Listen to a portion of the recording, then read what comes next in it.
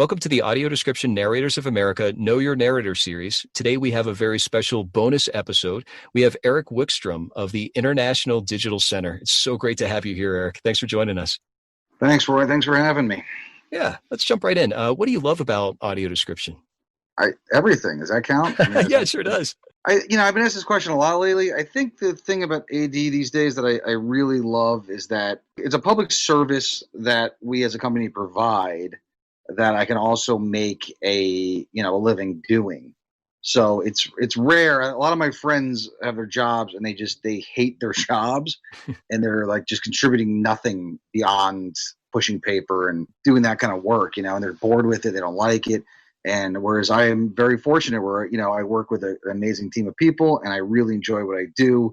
And it gives me a true sense of purpose and helping serve a really underserved and overlooked segment of society, which is the blind community. So, again, it's a job I love doing, and it also, makes me feel good while I do it. So I guess when I say everything, it checks every box that way. So. Very nice. And it sounds like with each of the experiences that have been shared from the different perspectives, whether it's the writers or the engineers or the people who make decisions within the world of audio description, that there are a lot of moving parts there when it comes to that contribution that you're providing.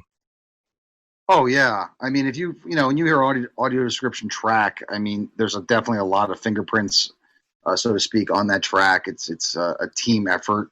There are people out there, and God bless them. They're out there with their writing and their voicing and their mixing and doing everything themselves, kind of like a one-man band, and that's great. But the way we do it at IDC, it's certainly a team effort where many people are involved in every project. Definitely a lot of people involved. Can you share any example of a challenge that you faced in the world of audio description that you're really proud of the way that it got solved? I mean, this whole, what we're going through right now with COVID, I'm pretty proud right now of our team. I allow myself a slight pat on the back. We had to figure out a lot pretty quickly, develop some remote workflows that we hadn't been utilizing. We were used to having people come in the studio and record live, and everything was done live, and we mixed in studio and we QC'd in house, and everything was contained. And we've had to figure out, with my writing team scattered all over the place at this point, and my narrators scattered all over the country at this point, how we're going to get this work done. And we've managed for 3 months now. We haven't missed a single deadline. In fact, we've delivered early numerous times. And most importantly, we haven't sacrificed any quality. You went and listened to a track we delivered 6 months ago for a client, and you listen to a track we delivered last week. It's going to sound exactly the same to the listener, which is the most important thing. Just getting it done is not the goal. The goal is to get it done as well as we always have. So we managed to do that. The challenge of the last 3 months has been overwhelming, but we've really managed to pull it off, so to speak. And I'm really proud of the team for that. That certainly was a challenge. I mean, I'm working on a series right now where, because of COVID, it's an international show that's dubbed into English, and the English dubs are not ready yet, and it's premiering in a couple of weeks. So normally we have to write off of, English dub to make it work. And we had to figure out a workaround for that. Like, how do we write audio description scripts if we don't have an English track? And we did figure that out through a combination of using, we were able to use the subtitle files and some other stuff. And my writer speaks the language that the show originated in. So that was a challenge that we figured out. We are very proud. I guess we get into more as we go, but one of the goals we set for this year was hiring blind narrators. And that was back in, even before the turn of the first of the year, we were talking about it. My head writer, Liz Gutman, and I were talking late last year about how we really want to get blind narrators involved in the process, and blind people in general are involved in the process. And we do that as a company in other areas, but narration was one area we hadn't been able to figure out yet. And we did figure it out, and I'm proud that our first series is going to launch with a blind narrator, narrating it all the way through, all the episodes. And I have 2 other blind narrators on deck as projects present themselves, and they'll be jumping in. And I think, right now it's tough to commit to because the work has obviously slowed down quite a bit because production shut down. But once we get back to a normal workflow, Liz and I have discussed, making sure that we try to have at least one project a month where we have a fully blind narrator on the project. So that was a challenge that we set for ourselves, and we figured out. So I mean, that's just a small group of stuff that challenges that we've overcome just in the last 2 or 3 months. So It's really exciting to hear about the inclusion of blind narrators and other blind experts in your company. How has that contributed to the quality and the excellence in the work that you're doing? It's a big part of it. We make it a point at IDC to run focus groups a couple times a year at least, where we'll have we'll have blind consumers in, and we'll have a roundtable discussion with them, what they like about audio description, more importantly, what they don't like about audio description. Uh-huh. I always joke, like, if I just wanted to hear the good stuff, I'd call my mom, she'd tell me the good stuff, but how I'm doing everything perfect. But doesn't help us at all. So so that's what we do. We really, with that said, you ask 10 people their opinion on something, you get 10 answers. So we try to, again, take the consensus of the groups and have that inform what we do heading forward. And it has informed the way we've approached certain aspects of audio description and how we've changed other things too, how we do things. So it's constantly evolving. So we like to involve in that. Also, we're very, I can't speak for other companies, but I know at IDC, I'm very active on social media. So I think you and I connected originally. And Liz Gutman, my head writer, and she's very active on social media, soliciting feedback. And again, good and bad. I can't go too much into it, but we just very recently, we discovered, some bad feedback, and we rectified it pretty quickly. So we are accessible and available to people, to consumers, and they find us. It's funny, like, not a month that goes by, we don't have somebody reach out to us on either on LinkedIn or Twitter or Instagram or wherever they find us and give us feedback. Now, thankfully, it's mostly good. It's mostly complimentary and appreciative of the work we do and the effort we put into it. But there are occasions where we've taken some negative stuff and we've learned from it and moved on. So that's important as well. And now also heading forward in the near future, we're going to be onboarding some blind people in the QC process of tracks, so they'll be able to weigh in, which is another goal we set for ourselves, months ago, trying to figure out how blind people could be involved before it hits the air, and affecting the change in the quality before it even leaves the facility and before it even gets into the onto broadcast or into the streaming universe. So we're always looking for. It's a very important. They're who we do it for. So we want to make sure we're doing it as right as possible. It sounds like that connection, that engagement with the audience helps the way that you approach the business. It confirms a lot of the things that is working, as you said, and also sounds, I loved how you said evolves, that you are, as a company, growing this business towards the best that it can be. And that's coming directly from the audience feedback, among other things.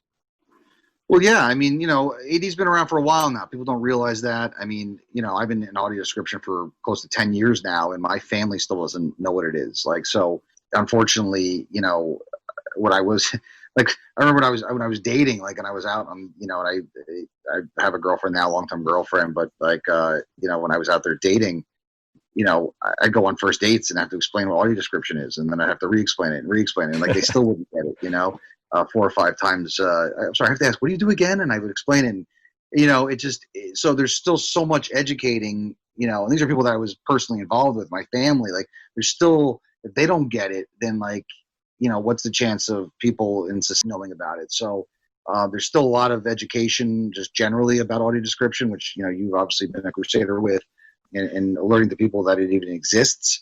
So, but it's been around a long time. 20, 25 years probably at this point, maybe, 20, 25 years, whatever it is. So, so what was working 20, 25 years ago when kind of like the original books and the blueprints were laid out for AD, what tastes change, like in anything, times change, tastes change. And I think for a long time, it was just kind of like being done the same way every time. And thankfully that is changing. and as like I said, as taste change. So just different aspects, different things that we're kind of always seen as written in stone have evolved quite a bit, and it's continuing to evolve. So and it will continue to evolve. And like I said before, you could talk to 5, you could talk to 10 people, and you're going to get 5 to 10 different answers. And the best you can do is try to boil that down to average it all out and kind of come up with a rough consensus, and you do the best you can with it. And interesting too, like every continent at this point, I believe every continent, maybe not Antarctica, but most of them offer audio description in some way. And they all kind of do it a little differently. The way they do it in Europe is different than the way we do it in North America, which is different than the way they do it in South America, which is different than the way they do it in Australia. So, that's another challenge too, is trying to figure out, what works for the BBC might not work here in North America, and vice versa.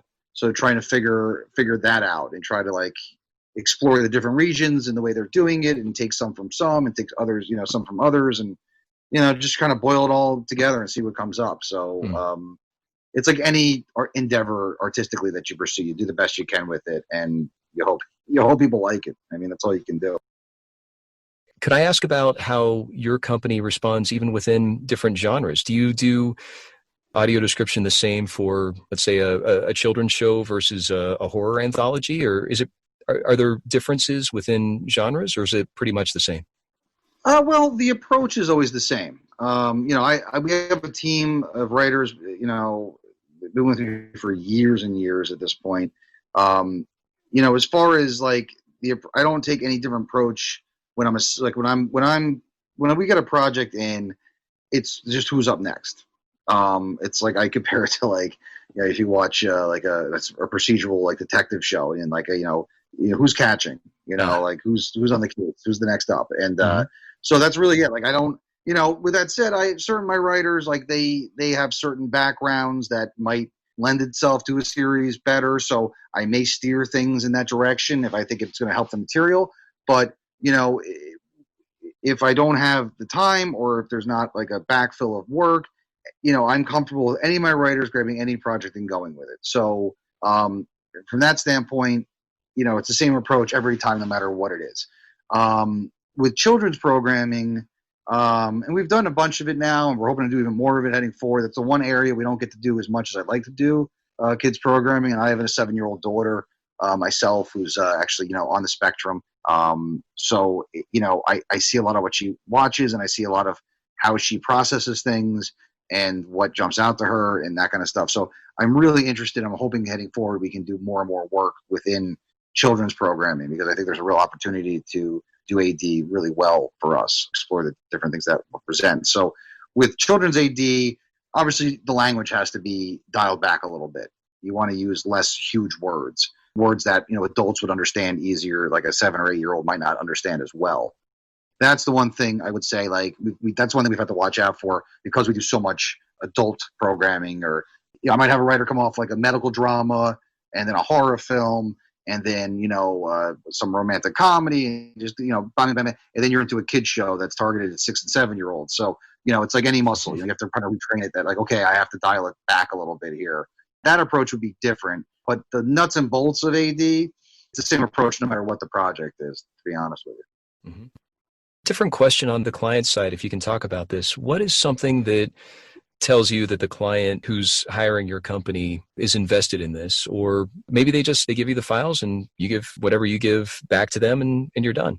Definitely client to client. There are certainly, and there's plenty. Listen, there's tons of companies out there. We don't work with all of them, and I'd love to work with even more of them. But over the last 10 years, there certainly are clients that just will send you the material. Here's the show. You send them back a file, and that's literally your whole relationship with them. You send them a bill, they pay it, and that's it. And I think that's why there is such a varying degree of quality of AD, because a lot of companies still, unfortunately, view it as something it's kind of an inconvenient thing that they have to provide. They're not that invested in the quality of it. They don't, frankly, care about the quality of it. They just want it done. So, it's another box they can check off in terms of their delivery specs to meet certain criteria, certain mandates and whatnot. So That exists, and that's unfortunate. Now, that doesn't change our approach. I don't care if that client comes in to me, or a client that's really hands-on comes into me. We're taking the same approach as a room and as a company. My writers will tell you what I kind of tell them all the time is it's cliche and whatnot, but my big thing is good enough is not good enough. Like, that's not acceptable. That's not what we're striving for, and that's what we're going for. And so, as a company, again, I don't care who the client is. I don't care what the material is. We're going to approach it and do the exact same job we would do if it's a Oscar-nominated movie or, a bottom-of-the-barrel reality show that no one's going to watch. I don't care. Our approach is the same. So other clients, though, are extremely hands-on. That's for sure. Right from, the initial email you get about the project, they're involved in. We don't really do too much with script QC anymore. In the beginning, we had to do a lot of that, like send scripts in, and they would actually look at the scripts and send back notes, and we change the scripts ahead of time. We, through the course of our work and our efforts and our quality, that kind of went away. We don't really get involved with that anymore, but they certainly get involved with casting in terms of voicing. That's something that we still, that's 50-50 at this point, where clients want to get involved in that level of stuff. And then, when we deliver, there's a whole, internal QC process with certain clients too, where they might come back with notes and changes and things like that. We don't tend to get a lot of that. Again, we tend to do, I think we do fairly well, with our quality and our approach. So, we've certainly earned, a little more trust with clients at this point.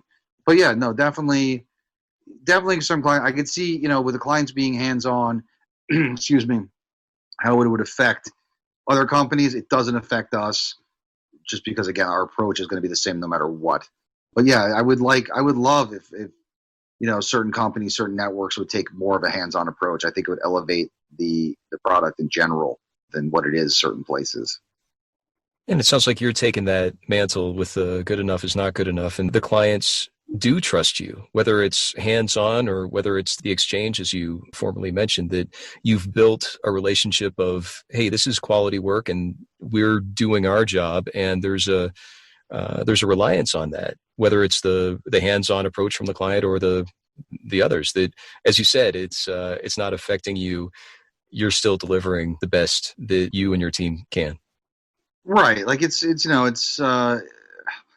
want to, it's kind of like a sports analogy kind of thing. Like, you don't want to, you see great teams get beat by much, much lesser teams because they're accused of looking ahead to the next week's opponent, and if you've got like this really awesome project coming up that you're super excited to get started on, and then you get this other rinky-dink thing that really, in your mind, you don't think it's anything that's important. If you allow yourself to, half-ass that project, that's going to bleed into the next one. It just is.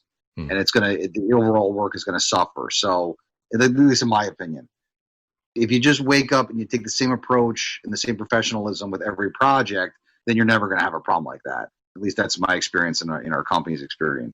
So yeah, and again, it doesn't take much.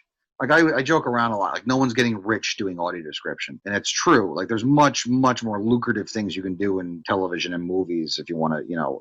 If you're just looking at the bottom line to make money, AD is not the place to get rich. It's not to say you can't make a living. You can make a nice living doing it. But again, if it's just about the money, this is not the place for you.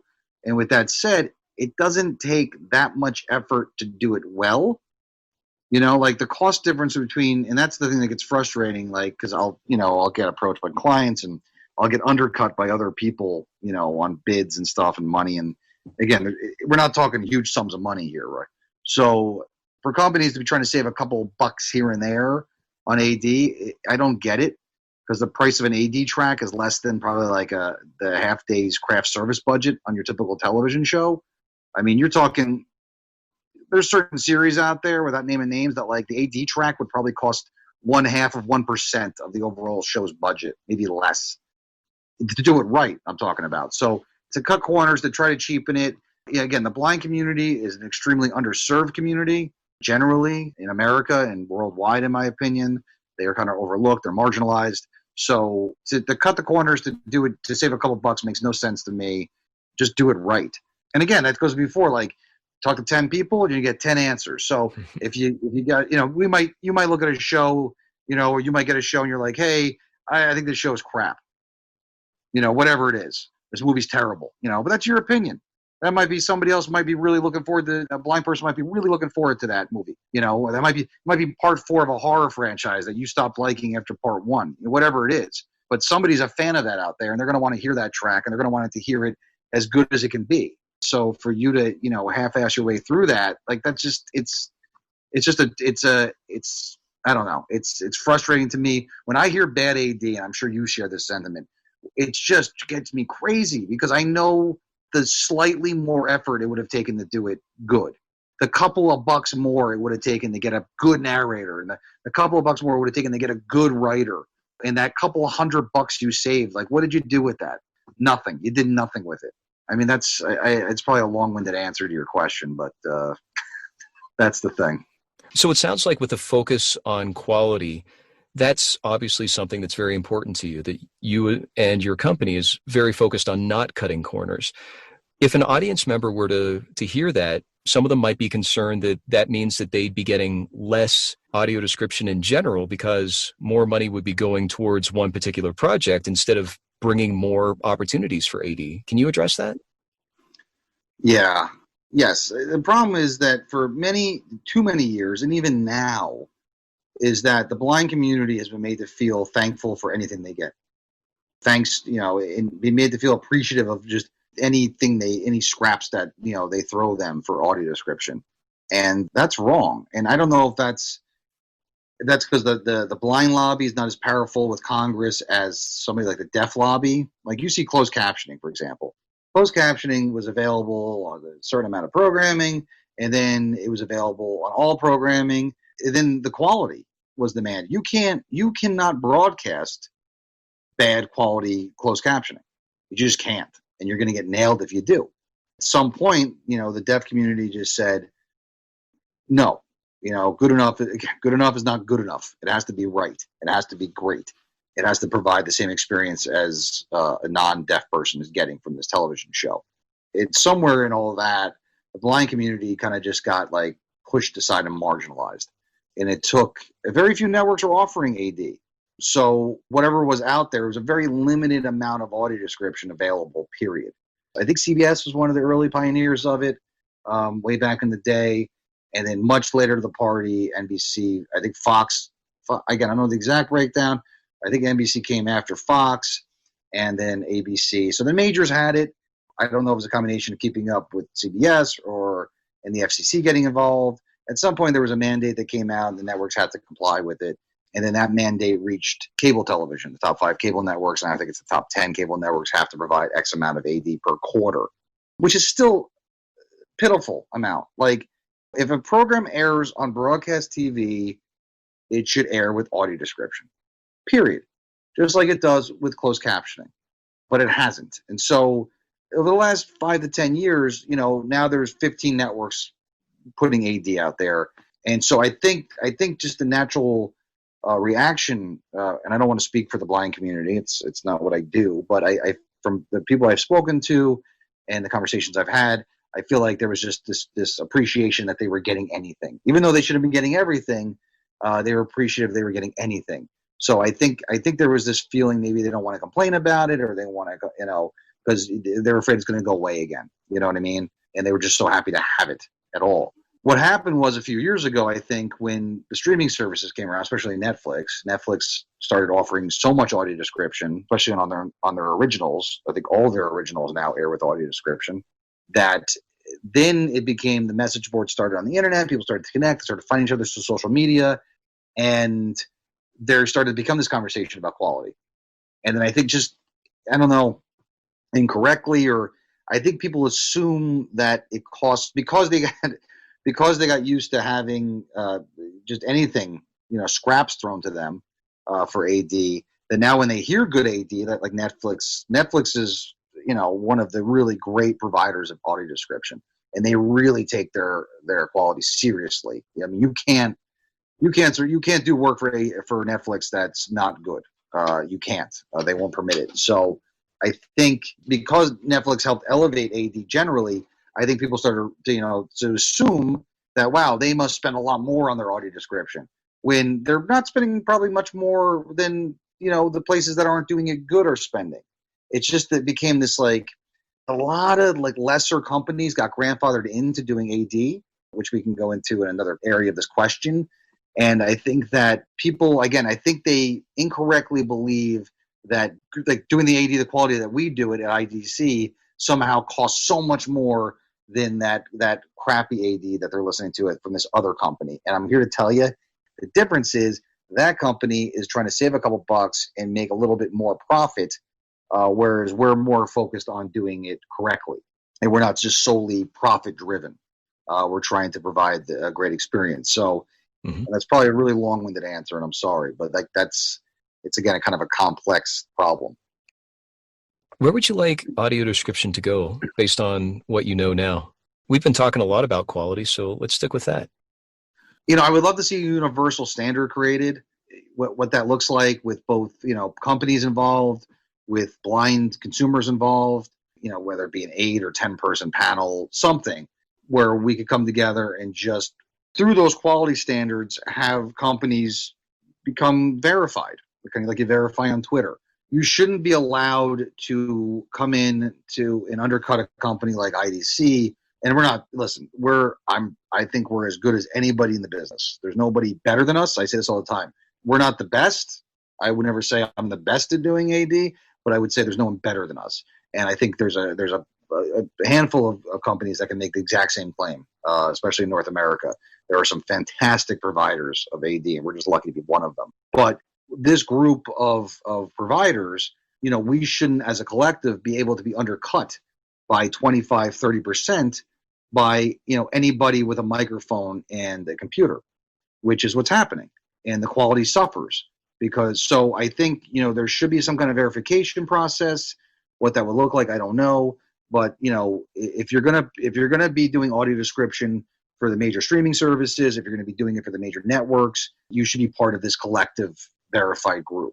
And there shouldn't be a limit on how many people get in. If you can do the work and you've proven the quality, then you should be allowed to be involved in that. And if you can't provide the quality that group of providers is providing, then you should go find something else to do with your time and stop wasting, the opportunity for AD for the blind consumer, because they rely on it, they count on it, they look forward to it. And if you're just, if you're doing a terrible job, just really go do something else. There's plenty of other things to do in this business. So I think that would help with the verification angle. And again, just developing a universal standard. And again, there's going to be a lot of different opinions but we all know what good AD sounds like and what bad AD sounds like. So it shouldn't be that hard to get to. As far as where I'd like to see audio description go, I think we touched on it earlier. I think it should be, if you produce a piece of media that's going to air on television in America, North America, it should have audio description, period. That's, again, if you can't put something on TV without closed captioning. You can't. So you shouldn't be allowed to do it with audio description either. And we're not talking, I'm telling you, if people knew what it cost, they would be even angrier that it's not available on everything, because it's not a huge cost. I used to, in a former life, I worked, in on-set production. I was involved in like the actual, on set doing television series and stuff. And, there's all these rules in the union, and this, you do, you've done some acting gigs, I'm sure, and you're a union guy. And if you're on set of a television show, making that television show, if it gets past like the 12th hour or so, they got to bring a whole other meal in for the crew. Right. And I've sat there and I've watched and this is any business, but like the amount of waste on productions of shows. I remember being on a show. Here's a quick story. You can even snap back to this one. I remember we were doing a show, and I was driving one of the producers, and he was talking about the budget of the show and blah, blah, blah. And he's like, he was sending somebody to go buy plants for a scene. They had a scene where they're going to find a dead body, the detectives on this show. And they sent the crew out to get all these plants, all this to fill it in more, to hide the body. And I was like, oh, why? Is that going to make it like a more exciting reveal or whatever? And he was like, no, we've got like, the budget in this episode's $3 million and we're kind of short. So we got to spend another, $30,000 on plants. So that we come in at budget, because the next time we do a show, if we come in under budget, and this happens throughout the industry, if we come in under budget, next week they're only going to give us $30,000 less, And it's a sick way that the television business works. You have to spend your budget. So we went out, they spent like 30 or 40 grand on like shrubbery. And then when you watch the episode, it was literally like a 15-second chunk of time in the episode. And for that 40 grand that they spent on shrubs and weeds and nonsense, Roy, they could have done the AD track probably for 3 or 4 seasons, of the show. And that's what I'm talking about. So it's not this, it's not that there's not money in the budget for this. It's just not being allocated for it. And that's a huge difference. You go on a set of any television show being made in Los Angeles or New York, there's the craft service table is there, full of Doritos and Nutella treats and soda and just crap, just garbage food for the crew and the extras and everybody to eat all day. And I'm telling you, what they spend on that in a half a day, you could do the AD track for the episode. So the money's there. So I put this on Twitter many months ago, and it got a lot of retweets, a lot of attention. I think it's still pinned to my profile, some facts about audio description.